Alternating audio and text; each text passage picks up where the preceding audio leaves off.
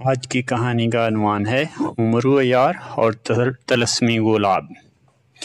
ایک دفعہ کا ذکر ہے کہ طلسم ہوشربا کے شہنشاہ افراسیاب نے اعلان کیا کہ جو کوئی عمرو عیار کو ہلاک کرے گا اسے طلسم جمشید میں بیچ دیا جائے گا۔ طلسم جمشید جادو نگری کا وہ سب بیش قدر شہر تھا، یہ سن کر ہر جادوگر کی آنکھیں لالچ سے چمک اٹھیں۔ عمرو عیار طلسم ہوشربا کے کئی جادوگروں اور جادوگرنیوں کو اپنی عیاری سے ہلاک کر چکا تھا اور بے شمار دولت لوٹ چکا تھا۔ شہنشاہ افراسیاب جنات کا بادشاہ ہونے کے باوجود عمرو عیار کی عیاریوں سے نالاں تھا۔ خیر، اس اعلان کو سن کر کئی جادوگر میدان میں کود پڑے، مگر ان میں زیادہ تر کو یہی معلوم نہیں تھا کہ عمرو عیار کون ہے اور کہاں رہتا ہے۔ جادو نگری کے مشرقی کنارے پر دو بہن بھائی شرارہ جادوگرنی اور بدشکر جادوگر رہتے تھے۔ ان کے پاس ایک بڑا پائیں باغ تھا اور باغ میں موجود ایک موٹے تنے والے درخت میں ان کا گھر تھا۔ باغ میں ایسے پودے بھی تھے جن پہ سونے کے پھل لگتے تھے۔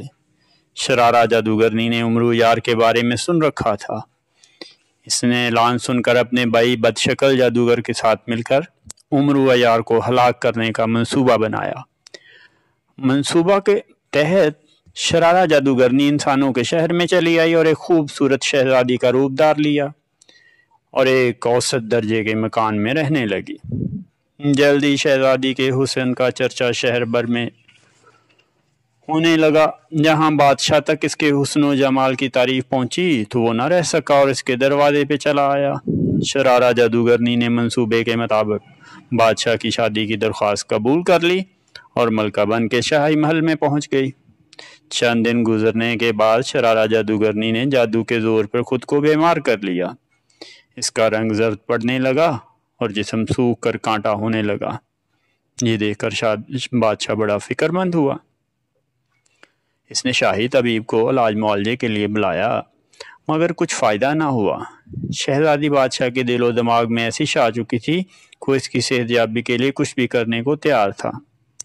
شرارہ جادوگرنی نے منصوبے کو آگے بڑھایا اور اپنے جادو سے ایک پتلا تیار کیا اور اسے سنیاسی کے روپ میں شاہی محل کے دروازے پہ لا کھڑا کیا۔ سنیاسی کی آمد سن کر بادشاہ نے اسے شاہی محل میں دعوت دی اور ملکہ کی بیماری کا ذکر کیا۔ سنیاسی نے ملکہ کا طبی معائنہ کرنے کے بعد انکشاف کیا کہ ملکہ کو کوئی بیماری نہیں، اس کے حسن پر طلسم ہوشربا کا ایک جن عاشق ہو چکا ہے اور اس نے اس کی خوبصورتی اور رعنائی کو ایک سرخ گلاب میں قید کر دیا ہے۔ یہ گلاب اس کے باغ میں موجود ہے۔ اگر کوئی اس گلاب کو لا کے ملکہ کے کمرے میں رکھے اور اس کی خوشبو ملکہ کو ملتی رہے تو وہ اپنا حسن و شباب واپس پا لے گی۔ بادشاہ یہ سن کر بڑا حیران اور پریشان ہوا۔ اس نے سنیاسی سے پوچھا کہ طلسم ہوشربا کہاں ہے؟ میں نے تو یہ نام پہلی بار سنا ہے۔ سنیاسی نے ہنس کر کہا، بادشاہ سلامت، طلسم ہوشربا کا راستہ فقط ایک ہی شخص جانتا ہے اور اس کا نام عمرو عیار ہے۔ وہ خواجہ امیر حمزہ کا مصاحب ہے جو آج کل جنات کے لشکر سے جنگ کر رہے ہیں۔ اگر آپ اسے منہ بولا انعام دینے کا وعدہ کر لیں تو وہ یقیناً آپ کو طلسمی گلاب لا کر دے سکتا ہے۔ بادشاہ نے سنیاسی کا شکریہ ادا کر کے اسے رخصت کیا اور عمرو عیار کو شاہی محل میں آنے کا پیغام بھجوا دیا۔ کچھ دنوں بعد عمرو عیار شاہی محل میں پہنچ گیا۔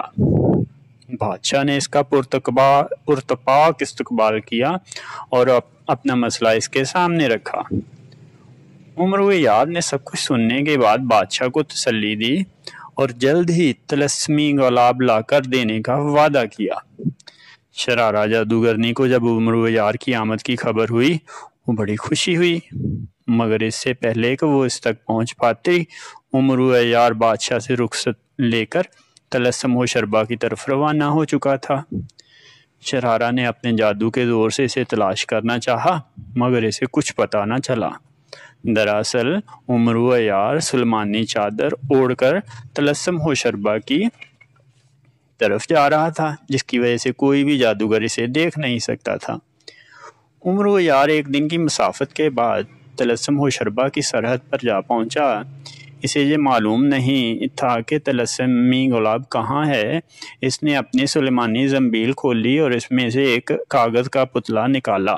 عمرو یار نے ایک طلسم پڑھ کر اس پر پھونکا تو پتلا زندہ ہو گیا۔ اس نے عمرو یار کی طرف سوالیہ نظروں سے دیکھا۔ عمرو یار نے اس سے طلسمی گلاب کے متعلق پوچھا۔ اس نے ہنس کر بتایا، ملکہ کی بیماری تو ایک بہانہ ہے، دراصل وہ شرارہ جادوگرنی ہے جو روپ بدل کر ملکہ بنی بیٹھی ہے۔ اس نے تمہیں جان بوجھ کر طلسمی گلاب لینے کے لیے بھیجا ہے تاکہ تم اس کے بھائی بد شکل جادوگر کے ہاتھوں مارے جاؤ۔ وہ بڑا ظالم اور خون خوار جادوگر ہے۔ یہ سن کر عمرو یار نے گہری سانس لی۔ اس نے طلسمی پتلے سے باغ کا پتہ معلوم کیا اور پھر طلسم ہوشربا کی مشرقی کنارے کی طرف روانہ ہو گیا۔ باغ کے باہر رک کر اس نے سلیمانی زنبیل سے روغن نکالا اور ایک بوڑھے فقیر کا بحروب دار لیا۔ اس نے زنبیل سے پرانی لاٹھی نکال لی اور پھر لاٹھی ٹیکتے ہوئے باغ میں داخل ہو گیا۔ ایک بوڑھے درخت کے نیچے اسے سرخ گلاب چمکتا ہوا دکھائی دیا۔ وہ سیدھا اس کے قریب پہنچا۔ یوں ہی اس نے گلاب کو ہاتھ لگایا، تیز آندھی چلی اور بد شکل جادوگر وہاں نمایاں ہو گیا۔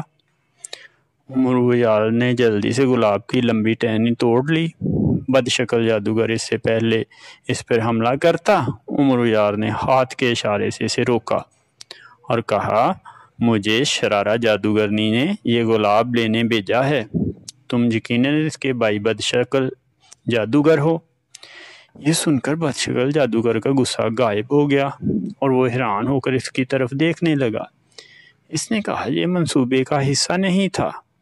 عمرو یار نے کھانستے ہوئے کہا کہ شرارہ جادوگرنی نے کہا ہے کہ منصوبہ بدل دیا گیا ہے۔ عمرو یار کو اس نے طلسمی گلاب کا لالچ دے کر گرفتار کر رکھا ہے۔ وہ اور اسے ہلاک کرنے سے پہلے طلسمی گلاب دیکھنا چاہتی ہے، اس لیے اس نے مجھے جہاں بھیجا ہے۔ تمہاری بہن نے تمہارے لیے خاص تحفہ میٹھے چاول بھی بھیجے ہیں۔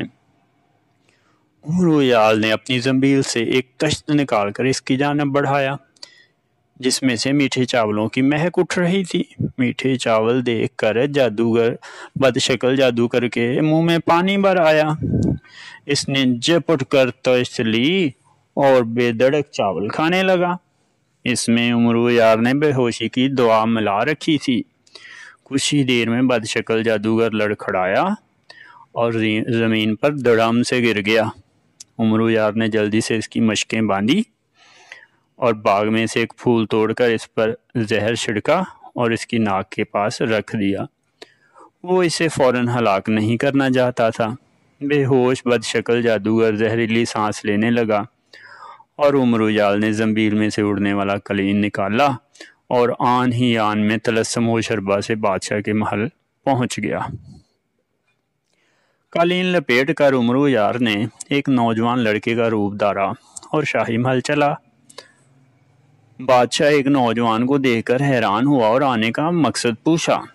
عمرو یار نے جھک کر سلام کیا اور طلسمی گلاب نکال کر بادشاہ کی خدمت میں پیش کیا اور کہا، یہ گلاب میرے آقا عمرو یار نے آپ تک پہنچانے کی ہدایت کی تھی۔ بادشاہ چمکتا ہوا گلاب دیکھ کر جہاں حیران ہوا وہیں بڑا خوش ہوا۔ اس نے جواہرات سے بھری ایک پوٹلی نوجوان کو دی اور کہا، اپنے آقا کو میری طرف سے انعام دے دینا۔ عمرو یار نے پوٹلی کو تھپتھپا کر دیکھا اور جلدی سے اسے زنبیل میں رکھ لیا اور اس کے بعد بولا، میرے آقا نے کہا ہے کہ ملکہ سے کہیے کہ وہ بد شکل جن اگلے چند گھنٹوں میں مر جائے گا جس نے آپ کے حسن و رعنائی کو چھینا تھا۔ اسے اب کوئی فکر کرنے کی ضرورت نہیں ہے، ویسے اس پھول کی خوشبو بہت عمدہ ہے۔ عمرو یار یہ کہہ کر مسکراتا ہوا شاہی محل سے نکل گیا۔ بادشاہ نے طلسمی گلاب ایک گلدان میں سجایا اور ملکہ کی خوابگاہ میں رکھوا دیا۔ شرارہ جادوگرنی جب سونے کے لیے خوابگاہ میں آئی تو طلسمی گلاب دیکھ کر ہکا بکا رہ گئی۔ اس نے فوراً بادشاہ سے استفسار کیا۔ بادشاہ نے عمرو یار کے غلام کی آمد اور اسے پیغام سنا دیا۔ یہ سن کر شرارہ جادوگرنی کے تن بدن میں آگ لگ گئی۔ وہ طلسمی گلاب ہاتھ میں لیے فوراً جادو کے زور سے طلسم ہوشربا میں اپنے پائیں باغ جا پہنچی۔ پرانے درخت تلے اپنے بھائی بدشکل جادوگر کی مردہ لاش دیکھ کر وہ رونے پٹنے لگی۔ اس نے طلسمی گلاب کو واپس اسی جگہ پر لگا دیا۔ امرو عیار کو ہلاک کرنے کے چکر میں شرارہ جادوگرنی اپنے بھائی سے ہاتھ دھو بیٹھی تھی۔ اس کی چیخو پکار سن کر ہمسایہ جادوگر اور جادوگرنیاں وہاں اکٹھی ہو گئیں۔ شرارہ جادوگرنی چیخ چیخ کر سب کو بتا رہی تھی کہ بدشکل جادوگر کو امرو عیار نے ہلاک کیا ہے۔ امرو عیار کا نام سن کر جادوگرنیوں کے چہرے سفید پڑ گئے اور گھبرا کے واپس لوٹ گئیں۔ ایک بوڑھی جادوگرنی آگے بڑھی اور بولی کہ تم یہ کیسے کہہ سکتی ہو کہ تمہارے بھائی کو امرو عیار نے قتل کیا ہے؟ اس کے جسم پر نہ تو کوئی گھاؤ دکھائی دے رہا ہے نہ ہی خون کے دھبے، لگتا ہے یہ اپنی طبیعی موت مر گیا ہے۔ اگر یہ مارا گیا ہوتا تو اس کی روح کبوتر بن کر اپنی موت اور قاتل کا اعلان کرتی۔ ہم میں سے کسی نے ایسی کوئی آواز نہیں سنی۔ شرارہ جادوگرنی یہ سن کر سوچ میں پڑ گئی۔ وہ اپنے بھائی کی لاش کو الٹ پلٹ کر دیکھنے لگی۔ بوڑھی جادوگرنی دوبارہ بولی، لگتا ہے اس نے کوئی زہریلا پھول سونگھ لیا ہے، دیکھو جہاں یہ پھول پڑا ہوا ہے۔ بوڑھی جادوگرنی آگے بڑھی اور زمین پر گرے پھول کو اٹھا کر سونگھنے لگی، پھر حیرت سے سر ہلا کر بولی، اس میں تو کچھ بھی نہیں ہے، یہ تو عام سا پھول ہے۔ شرارہ جادوگرنی نے جبڑ کر اس کے ہاتھ سے پھول لیا اور اسے زور سے سونگھا۔ پھول میں موجود زہر اس کے دماغ کو چڑھ گیا۔ اس کا سر چکرانے لگا اور آنکھوں کے سامنے اندھیرا پھیلنے لگا، پھر وہ بھی زمین پر گر پڑی۔ یہ دیکھ کر سب چیخنے چلانے لگے۔ شرارہ جادوگرنی بھی زہریلے پھول سے ہلاک ہو چکی تھی۔ وہ بوڑھی جادوگرنی دراصل امرو عیار ہی تھا جو بہروپ بدل کر وہاں موجود تھا۔ اس نے اپنے دو دشمنوں کو نہایت چالاکی سے ہلاک کر دیا تھا۔ یہ ہے امرو عیار کی چالاکی اور امرو عیار کی ہوشیاری۔